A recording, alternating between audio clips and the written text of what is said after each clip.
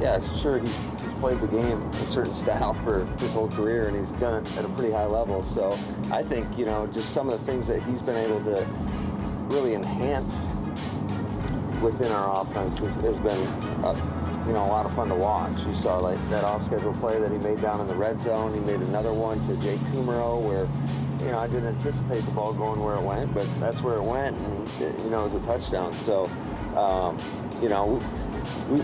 we never want to take that playmaker away from him.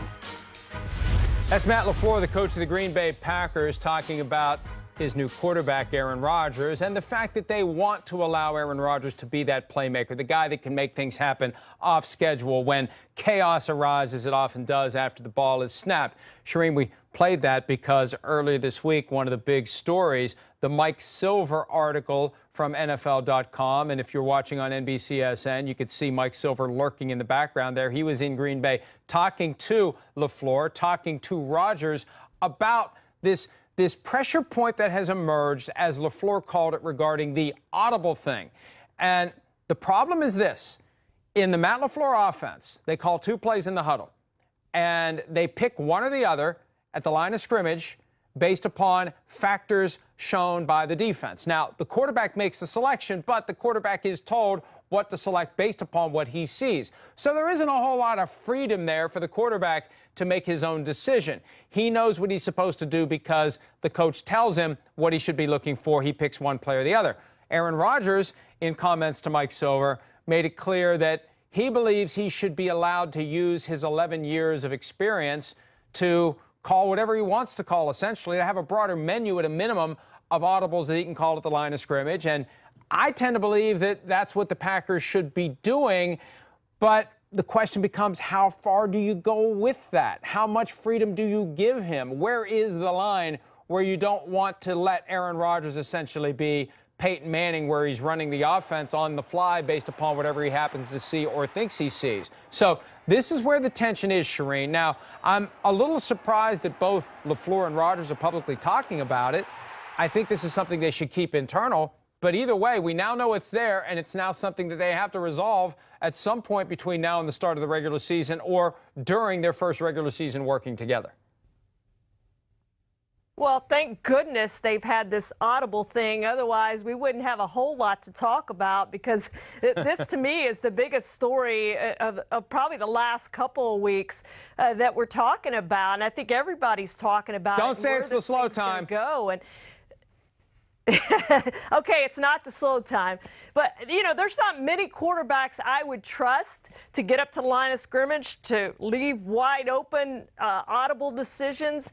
But Aaron Rodgers is one of them. 11 years of experience, a couple MVPs, Super Bowl MVP. This guy has done it, and I think he's earned that. But again, it's Matt LaFleur's team. It's Matt LaFleur's offense. How much reign is he going to give Aaron Rodgers? And this is yet to be worked out between these two. And they've got to get it worked out, or this thing isn't going to work. And Packers are going to be looking either for a new head coach or moving on from Aaron Rodgers. And we certainly don't think that's going to happen. So LaFleur is going to have to make this work with Aaron Rodgers to be there long term for this team to win.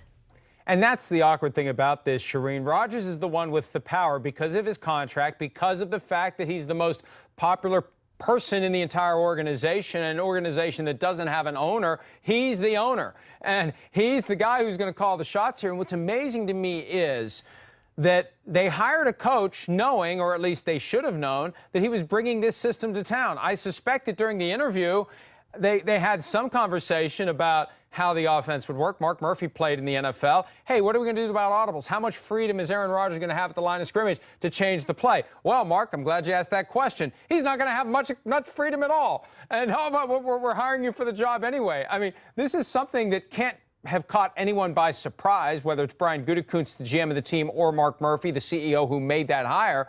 And now it's out there. It's out in the open. And look, I know that there are some out there who believe that I'm quick to criticize Aaron Rodgers, and those people may be correct. But I think that it's fair to say Aaron Rodgers taking this and I understand Mike Silver was there and he talked to both guys. And when you read the whole article, it doesn't look as bad as the tweet that came out last week.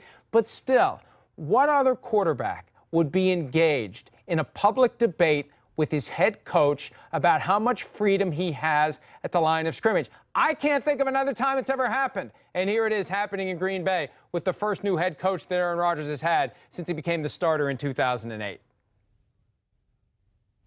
Yeah, and the question is, where is this thing headed, and how's it going to work itself out? Does it work itself out in training camp? We know Aaron Rodgers doesn't play much in the preseason. He's going to play probably more than he has the last couple of preseasons. But is this when they work it out? I don't know that he's going to get enough work there. I think this is something that Aaron Rodgers probably is going to work out in that first game when he gets up there and decides he doesn't like either of the two plays that were called and changes it up at the line of scrimmage. And if it works, I think that's probably the direction they go. And if it doesn't work, Matt LaFleur is going to say, look, here's the two plays. Here's what we have to do. But this thing has disaster written all over it if they can't get together and decide what they're going to do going into the season. And here's the reality, Charean. The audible thing is now a thing. So we're going to be paying attention to it. The reporters who are embedded with the Packers will be paying attention to it. And if we didn't know it was a thing, maybe we wouldn't be paying the kind of attention we would. So now here's what's going to happen. I mean, and we hear all the time, coaches don't want distractions. Well, guess what? Here's a distraction for Matt LaFleur in his first season as a head coach, because you're going to have reporters looking for any evidence, talking to receivers, linemen, anyone to find out whether or not Aaron Rodgers is coloring outside the lines that Matt LaFleur has put there for him to adhere to. And I think Rodgers ultimately does win this one, because what are they going to do? Bench him for Deshaun Kaiser? No, he's going to be able to do what he wants to do. But now, by going public with it, it's become an issue. It's been flagged, and we're all going to be paying attention to this power play that is going to play out one way or the other between LaFleur and Aaron Rodgers. Hi, I'm Mike Tirico, and thanks for watching. Make sure to hit subscribe for the latest news and highlights from NBC Sports.